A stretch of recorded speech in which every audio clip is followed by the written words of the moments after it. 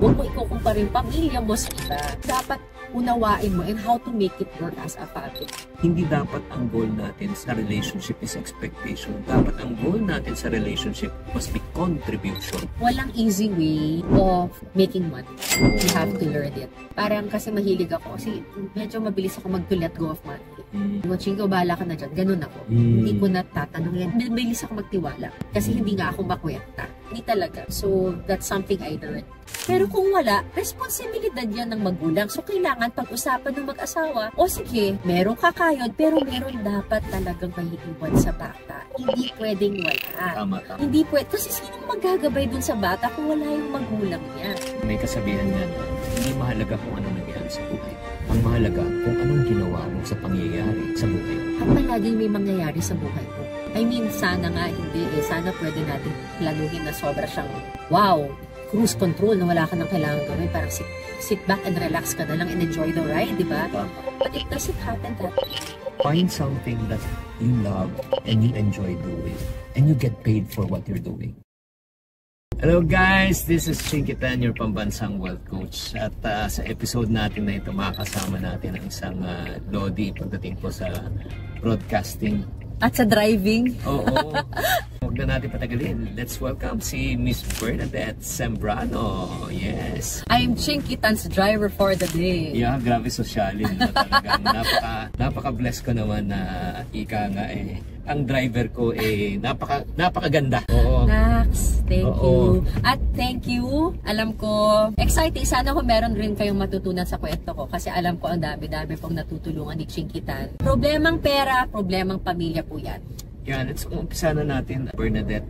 A lot of people know you as a broadcaster, but we want to know kung ano ba yung background ng isang Bernadette Sembrano. Paano ba kayo nag-umpisa? Ano ba yung background ng family? I grew up in Fairview. Both my parents are bankers. Oh. Si Mama, PNB, Papa, PNB din. So, nung panahon na yun, parang probinsya yung Fairview eh. So, very simple. Wala pang tricycle nun sa amin. Susundo ko si Mama sa pagdadating na yung shuttle ng bangko, ganun. Tapos si Papa, ganun. Typical. Pero, ang kasama ko rin sa bahay, dahil both of them were working, madalas kasambahay. So, alam ko yung mga uso ng mga sayaw, pati mga pampaputik, yung mga at nakikinig ako ng radyo dahil mga kasama ko kasambahay, yung mga naririnig ko pampaputi ng kilikili, siko, lahat na pinapakinggan sa radyo. So yun yung environment. Pero mahilig rin ako pumunta sa mga bahay ng kapitbahay. Oh, talaga? Nangangapit bahay ka rin? At nakikikain. Kasi masarap yung ulam sa kapitbahay. Naks naman. Yun. So pretty much may dalawa akong kuya. Yung dalawa kong kuya. Ako only girl. Maraming bawal nung bata ako kasi babae ako. So, nasa kwarto. Dahil babae daw ako. So, nasa kwarto lang ako palagi. Diary, sulat, ganyan. TV, minsan telebabad. Yun. So, hindi ako masyado nakakalabas dahil only girl nga ako, bunso pa. Pero bunso rin ako at buntot naman kay mama. Ganun. So, pretty much yan yung paano ako lumaki. Pero sa isang pamilya kasi, hindi naman naiiwasan yung mga issue pagdating sa pera. I don't know kung naniniwala ka.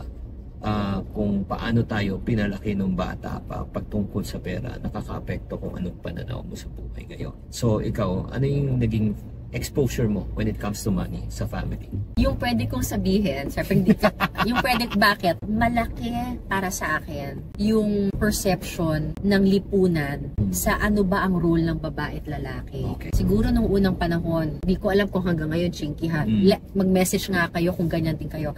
Dati ang sinasabi, pag babae sa bahay, pag lalaki, dapat ikaw ang breadwinner.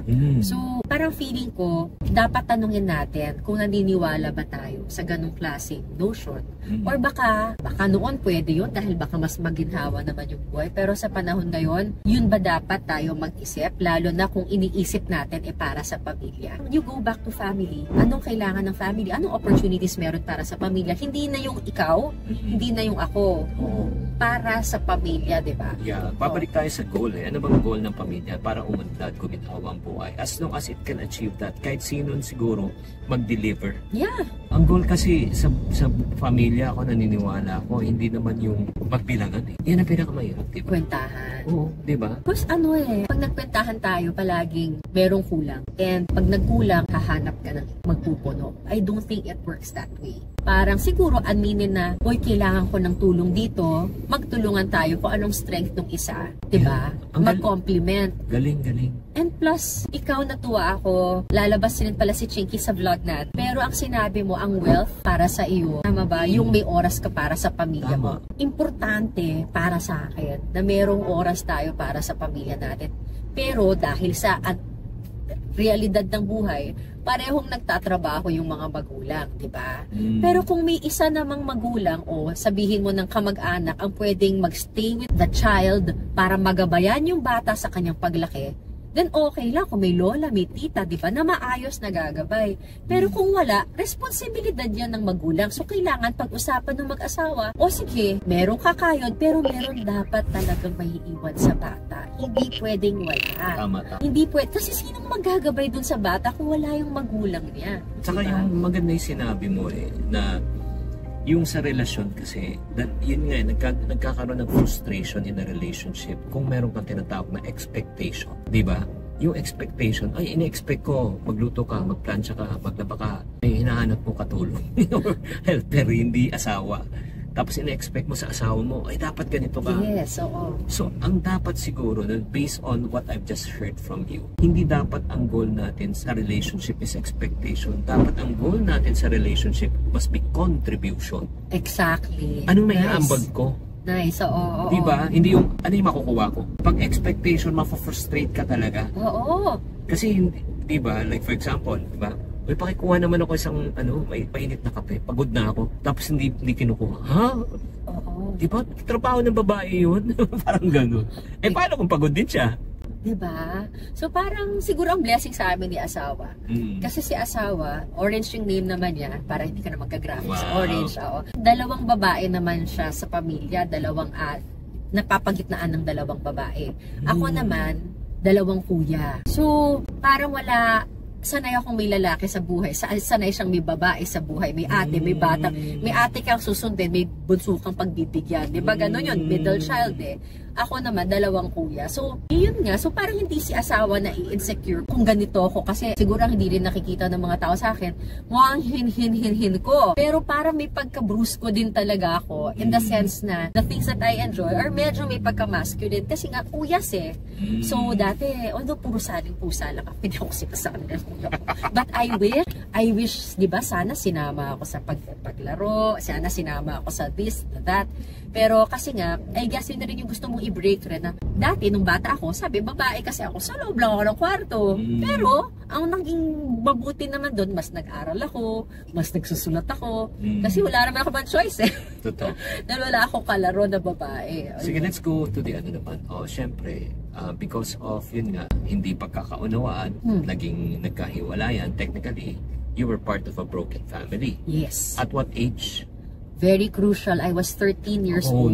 Grabe. Or was it, sorry, 13, 15? 13 years old. Grabe, turning point ng buhay yun. Nalilito na rin ako kung anong age. Very tsaka crucial yan. Ngayon na naisip ko, crucial yan sa lahat ng teenagers. Totoo. Pero, naalala kong sinabi ng mama, huwag mong sisirain yung buhay mo. Gusto kong mag-rebelde rin noon. Parang hindi mo ma-imagine na ako. Burn, si Miss B. Ano kayong rebelde, no? Pero parang naisip ko, parang syempre, parang pag galit ka sa parents mo, it will hurt them really kapag naging pariwara ka. Syempre, di ba? Alam mo, you know where it will hurt your parents kapag naging, di ba syempre masakit sa'yo. Sige, hindi ko gagawin yung sinasabi mo. Pero, I guess yung naging ambag niya sa akin, sinabi ko rin kay mama to. Kasi si mama, binigay niya lahat talaga sa amin. And I could have grown up to be a spoiled brat. So parang yung notion na kailangan ko ayusin yung buhay ko. So kailangan mag-aral ako mabuti. Kasi wala akong ibang aasahan. May ganyan. Pero yung totoo naman, na alam kong palagi na dyan yung pamilya para sa akin. Nung naghiwalay si mama at papa, parang ang naging biyaya sa akin, natuto akong tumayo at paniwalain sa sarili ko na I have to study hard kasi wala akong ibang aasahan kundi ang sarili ko. That was the bubog then. And that was the yabang rin then.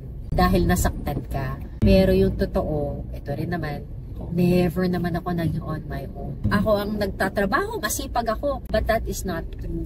Why? I mean, yung palagi naman nandiyan sila mama. Hindi nga ako humihingi ng tulong, but they're always there for me. The mere fact na ina-adjust nila yung schedule nila para makasama ako, that's your family being there for you. And minsan gusto mo lang isipin na I did it on my own.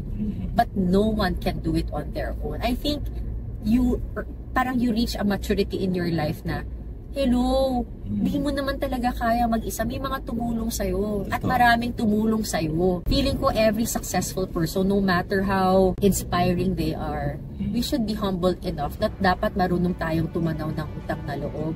At una mong tatanawan ng utang na loob, magulang mo, pamilya mo, hindi man perpekto, hindi mo kakayanin. I mean, lahat naman tayo, well, we are still trying to figure out how to be good human beings. And I don't think there's anybody perfect. Pero, at least yung magulang na alam ko, I know that they want the best for us. And minsan na ano lang, yung kahit na best, pero minsan yung process or pamamaraan, diba? O hindi natin masisisi eh.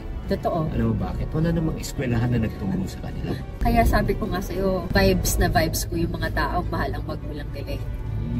Ikaw bang mabait ka sa parents? Oo naman. Oo naman. Ako yun lang rin yung ano ko eh. Ito naman, Miss B, yung, I'm sure may nakikinig at nanonood ngayon na from a broken family also. Anong masasabi mo naman sa kanila kung sila ay, yun nga, naging biktima ng isang broken family? Hindi ko alam kung tatawagin ko pang biktima. Kasi ngayon, parang yun rin yung palagi, mas isang mga content ko nakagawa pa akong kanta, Bubog. Lahat tayo may bubog.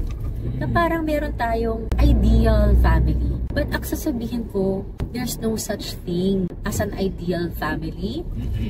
Even a family that seems so perfect, lahat yan may imperfection. Yeah, may basag pa rin. Oo. And yung tinuro mo lang kanina sa discussion natin, huwag mo ikukumpara yung pamilya mo sa iba. Dahil may kanya-kanyang dynamic sa proseso tayo sa sarili natin at ang ating pamilya na dapat unawain mo and how to make it work as a family. Of course, may mga peg ka, inspiration, sana, ganyan. Pero, iba yung pamilya mo eh. Yung isang tao na figuring out your own personality is already complicated. Eh, yung dynamics pa ng family, di ba? Parang ang masalimuot niya. So, I don't want to call myself a victim. Nandun na ako sa puntong, dati siguro I would say biktima, parang ganun. Kasi palagi ka na may magagawa eh. Yun yung sitwasyon mo. Wow. But diba, yun yung sitwasyon mo, it is how it is. Parang ano eh, yung may kasabihan nga na hindi mahalaga kung anong nangyari sa buhay mo. Ang mahalaga kung anong ginawa mo sa pangyayari sa buhay mo. At palaging may mangyayari sa buhay mo. I mean, sana nga hindi eh. Sana pwede natin planuhin na sobra siyang, wow, cruise control na wala ka nang kailangan gawin. Parang sit back and relax ka na lang and enjoy the ride, diba? But it doesn't happen that way. Na parang sabi nga ni asawa sa akin, something will always go wrong, sometimes ganyan. Pero it's how you deal with it. And it is how it is, diba? Parang, at maraming bagay sa mundo, hindi natin kontrolado. Ikaw, ano yung nakaka-stress sa buhay mo? Nagbibigay ng stress sa'yo? Pag merong may sakit, yun, that really stresses me out. So how do you handle it? Kung panalangin talaga. okay. Na alam mo yung, importante yung surrender. Yung alam mo gagawin mo, pero at the end of the day, alam mo wala kang power. At feeling ko yun yung grasya. Na parang, gawin mo assignment mo, gawin mo lahat, pero eventually, Lord, pwede bang, sana okay to. Sana. Pero matapos ang araw, alam mo hindi naman lahat temporary. Tama. And that also teaches you to value every moment and every person in your life na alam mong temporary. Iba rin kasi yung feeling mong nandyan lang yan forever eh. You kaya take things for granted when you think nandyan sila forever, di ba? Hindi naman talaga. Alam mo nakaka-stress sa buhay? Ano? Miss B. Traffic? No. Given na yan eh. If you try to control the things that you cannot in life, that stresses people. Traffic, hindi mo control yan, may stress ka, complain ka lang.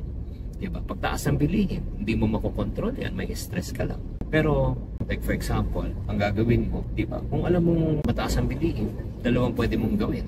Una, bawasan mo yung unnecessary gastos mo, yung luho mo. Pangalawa, dagdagan mo kita mo. May paraan. Oo, ayan, control mo yan eh. Yung paggastos mo at saka pagdagdag kita. Yes, yes. So parang ang challenge nga sa atin siguro, bakit mo, ganda na sinabi mo eh, na yung gamot sa sakit, hindi ko control yan. Kaya pinapasa Diyos ko na lang eh. Let go of the things you can and try to control the things that you can.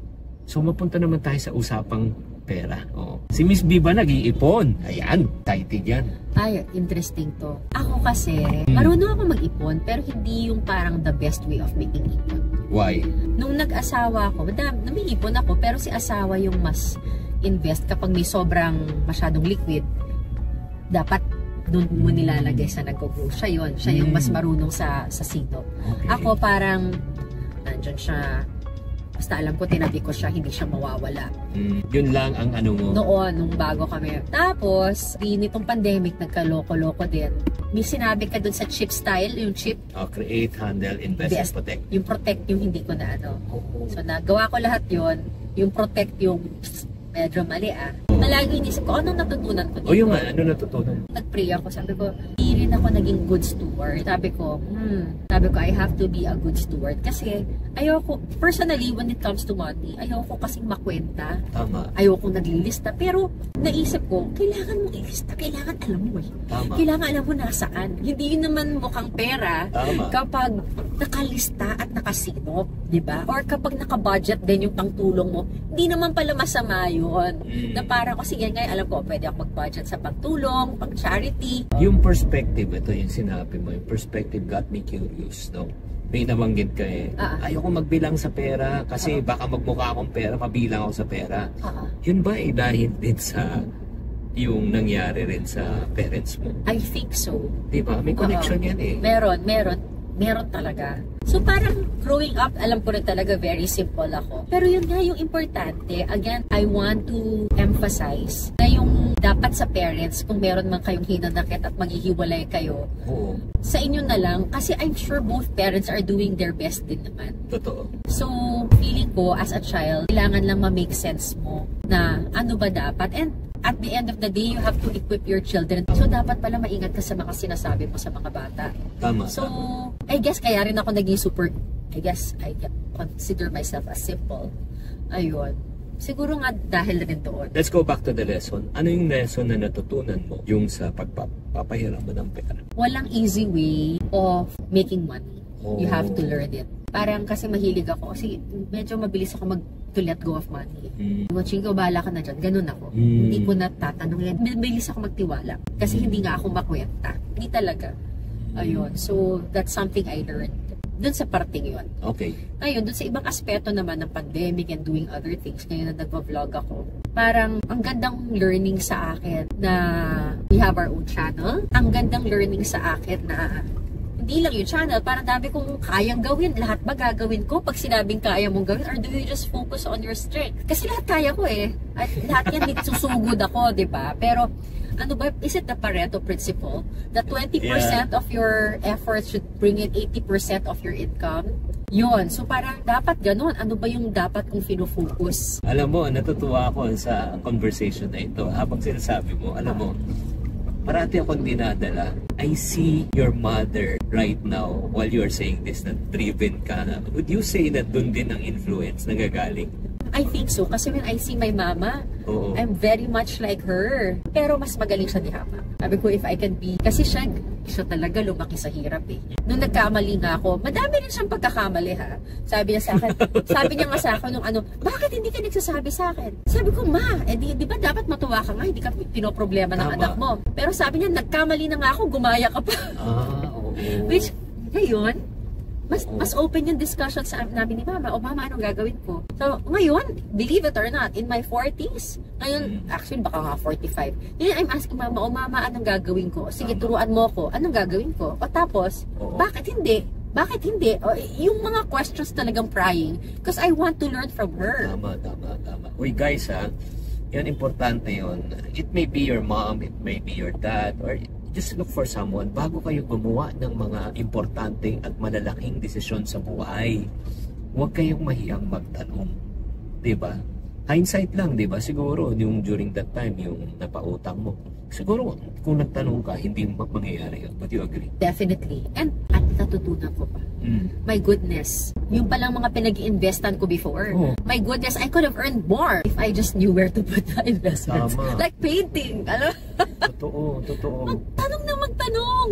And it's okay. And it's fun. Imbis na malugmok, I guess kung meron man kaming ugali, ako nakuha kay mama. Ang bilis tumayo. Bumangon, no? Oo, bangon ng bangon na para ay nagkamali. O sige, anong gagawin ko? Alam mo yun, minsan nga lang, mabilis kaming umaksyon, kaya kailangan may iisipin mo din. Kaya ka naluloko minsan. Bilis mo nga, pero maluloko ka din kung hindi ka masyado discerning, di ba? Totoo. Let's talk about naman best money decision that you have ever made in your life. So there are two, and that's just recently. Invest ngayon sa build and sell. Wow! Tapos, ngayon nagpatulong din ako kina Brother Bo, kina Brother Rex. Nag-invest rin ako doon sa money market. Pero ang natutunan ko, dapat spread out. Tama, diversify. So, sana maturuan mo ako mag-art. Oo naman. But ayokong pasukin siya dahil lang sa pera. Alam mo naman ako, meron akong ganyan. Ayokong pumunta sa, may ganyan ako. Okay lang sa akin kumita, but I don't want it to be the only reason why I get into things, no? So gusto kong, because I like it. Tama. Nasa bahay mo gusto ko, enjoy ko siya. Totoo. But Chinky, tama ka eh. But if it appreciates, wow, diba? Happy rin naman tayo. I mean, it's also good for your family. Yeah, yun ang isang sikreto na nakita ko sa mga successful na tao. Find something that you love and you enjoy doing. And you get paid for what you're doing. I heard that in your totoo. Like, ito yung interviewing people, I love it. I really do. Imagine I'm driving myself to the coverages, interviewing people, pero na-enjoy ko talaga. Kasi enjoy ko talagang matuto. At saka nagkaka-social life ako dahil hindi naman ako lumalabas kung hindi ko gagawin to.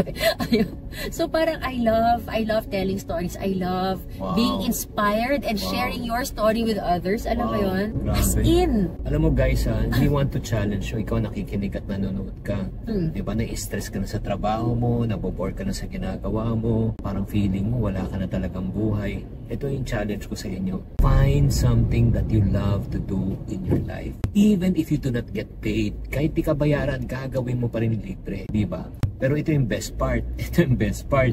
Nag-e-enjoy ka na, bayad ka pa. binabayaran. Pero hindi ba tayo mapalad lang doon? Kasi hindi naman lahat ng tao will get that opportunity, Chinky. Hindi.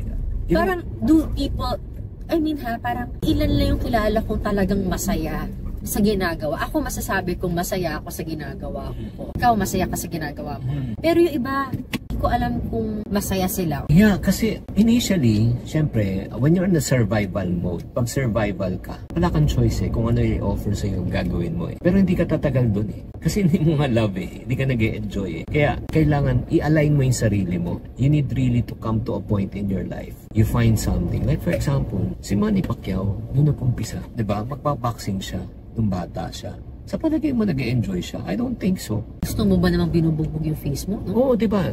Ginawa niya to survive Pero it came to a point in his life na talagang, yun nga, may pangarap siya. Tapos na-recognize siya, na-champion na siya. Parang minahal na niya yung ginagawa niya, na-enjoy na niya. Ngayon, imagine, kada laban niya, magkano kinikita niya, bilyon na pinag-uusapan. Imagine mo, nag-e-enjoy, binabayaran. Stephen Curry, another example, diba? Ang goal lang niya is to play basketball and to enjoy what they're doing, diba? In the process of enjoying, they get paid.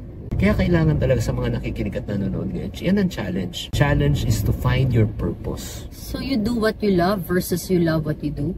Babalik yan First, you do what you love and you love what you do, and it will come to a point you love what you do and you will do what you love. Babalik yan Kaya nga, ako parating na sabi, para malalaman ang purpose mo sa buhay, find something that you're good at. Saan ka ba magaling? Hindi ko anong gusto mo. Exactly. Alam mo, gusto ko talaga, ever since when I was young, to become a PBA player.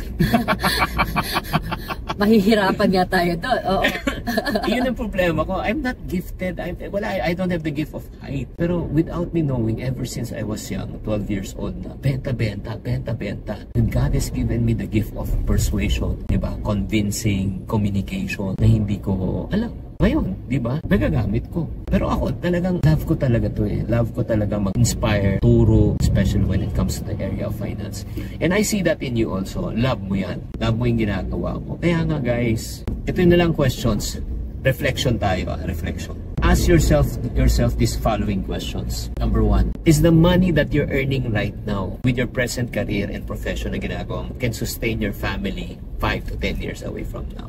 Number 2 question, are the people that you are working with are still the people you want to work with 5 to 10 years away from now? And number 3, are you really enjoying what you're doing right now and you can really safely say, ay nako Chinky, Miss B, ito na yung gagawin ko for the rest of my life? If your answer is yes, yes, yes to those 3 questions, congratulations, you have found something that you want to do for the rest of your life. But if your answer is no to one of those questions, anong ginagawa? Pero napapaisip rin talaga ako doon. Kasi sana pwede all sana all kagaya natin. Pero paano kung wala lang talagang oportunidad at ang kanilang drive really just to provide for the family whether they like something or not? Alam mo, ang sagot dyan, matuto kang mangarap. Kailangan may ambisyon ka sa buhay. Ang goal sa buhay is not to survive. Ang goal sa buhay is to thrive. Alam mo bakit? Ang sabi ng Panginoon, His plan is to make us the head, not the tail. He wants to make us the lender, not the borrower. He wants to put us at the top, never be at the bottom. His plan is to prosper us, not to harm us, to give us hope in the future. Probably hindi mo pa naaabot yung gusto mo sa buhay. Pero ang ibig sabihin, huwag kang titigil magkaroon ng pangarap at ambisyon. And aminin man natin o hindi, kung meron kang pag-asa sa kinabukasan, magkakaroon ka ng kapangyarihan sa pangkasalukuyan. Pag wala ka ng pag-asa sa kinabukasan, wala ka ng kapangyarihan sa kasalukuyan. Ang hirap gumising pag wala ka ng pag-asa. Kahit ang dami mong pera, pag alam mo, you have only a few days to live, wala na. Pero kahit wala kang kapera-pera ngayon, broke na broke ka. Pero kung puno-puno ka ng pag-asa at alam mo may labang ka sa buhay, talagang sarap gumising at sarap lumaban. So ang kailangan at sana ang take away ng mga viewers mo, mangarap. Oo. Totoo. May ambisyon. Totoong dapat may ambisyon. Mangarap, yun yung pinakamahalaga. Tsaka yung mangarap at pangarap at yung hope actually yung iba yung dream sa hope. Tama. To hope that things will be better. Oo. Yung parang, Lord, maraming salamat na kumakain ako isang beses ang araw. Maraming salamat na may tirahan ako kahit na maliit. Maraming salamat na binigyan mo ako ng pagkakataon. Maraming salamat na meron akong kinakain isang beses ang araw. Pero nangangarap ako na darating ang panahon, 3 beses ako kakain isang araw.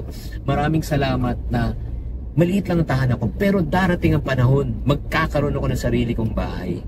Maraming salamat na ako ay nagko-commit ngayon, pero darating ang panahon, nangangarap ako na magkaroon ako ng sarili kong sasakyan. At importante ang pagpapasalamat, hindi ibig sabihin hanggang dito ka lang. Hindi. Oo.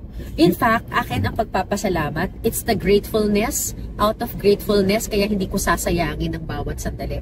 Dahil marunong kang magpasalamat. And when you know na nabibiyayaan ka, then that's when you don't want to take things for granted or life for granted. Alam mong meron pa. Alam mong pinagpapala ng Diyos yung mga taong marunong magpasalamat. One thing that God cannot really are complainers. Pag nagko-complain ka sa buhay, di ba? Imagine mo, di ba yung mga Israelites na tinulungan niya? Di ba? Araw-araw binibigyan sila ng ng mana, ng tinapay na diniliver pa ng gardenia. May vlogging pa. Tapos, nagpapadala ng pugo sa kanila sa tanghali na diniliver pa ng andoks. At meron silang tubig na filtered pa na galing sa bato. Na filtered ng Agua Vida. Wow, dahil mo partners ha? Oo. Hindi sila sponsor. So imagine mo, sa araw-araw na pinagkakaloob na ng Diyos ng himala sa kanila, ang reklamo, pugo na naman. Diba? Tinapay na naman. Diba? Wala bang iba? So yun, ang nangyari. Alam mo ba, binilang-bilang nila ang dapat daw, ang distansya ngayon kung maglalakad ka from Egypt to Jerusalem to the Promised Land, 40 days. But it took them 40 years. Bakit? Yun nga, dahil sa pagre-reklamo, inikot na sila ni God. Kaya nga kung humihingi ka kay Lord, tapos wala pa rin, alam mo, nagre-reklamo ka, sagot ni Lord, 40 years. Kaya nga ako, pag nagpa-pray ako, Miss P, pag hindi pa dumadating ang prayer ko, hindi ko kini-question si God because God is good. Number 2, God has the best interest for us. So the problem is not the giver. The problem is the receiver. So ang prayer ko, Lord, ano pang kailangan mong baguhin sa buhay ko para ipagkaloob mo na hinihingi ko? Sige, so, bilang pangwakas, ano maipapayo mo sa mga kaipunaryo natin na medyo may challenge sa buhay, Miss Lee? Kahit anong challenge ang merong mapagpapasalam. Yun yung naniniwala ako. Kaya ako rin pala mapaplug yung libro natin, When Bad News is Good News. Minsan maraming bagay na kala natin, neka. Pero palaging merong aral din yan na itinuturo sa atin about our family. At alam ko rin na dideepen rin yung faith natin. At lahat yan may aral. May aral. As long as iisipin natin na ang bawat challenge na dumating sa atin, meron namang itinuturo sa pagkatao natin. Parang, I guess it's rethinking or seeing it in a different way.